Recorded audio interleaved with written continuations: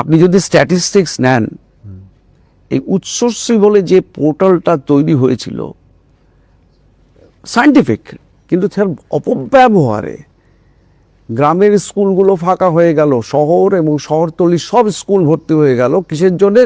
কারণ আরবান ফেসিলিটিসগুলো পাওয়ার জন্যে। আপনি স্কুল দেখুন, কলকাতা শহরের সব বাংলা মিডিয়াম স্কুলগুলোতে এমন স্কুল আছে 5 জন ছাত্র 10 জন টিচার, টিচার্স রুম ভর্তি, ক্লাসরুম ফাঁকা। যখন আমি এই মামলাগুলো ডিল করছি, সেই সময় আমার নোশন এটাই ছিল যে তোমার it is incident of your service, এরম করে হবে না। কিন্তু এর মধ্যে কতগুলো রুলস করা ছিল, রুলকে এমনভাবে ইন্টারপ্রেট করা হলো যেন transfer as a matter of right. School চুলোয় যাক, 3000 স্টুডেন্ট, একজন ইংরেজির টিচার, একজন অঙ্কের টিচার। আপনি সিচুয়েশনটা ভাবতে পারছেন?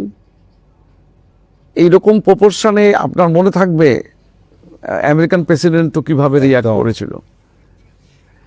তো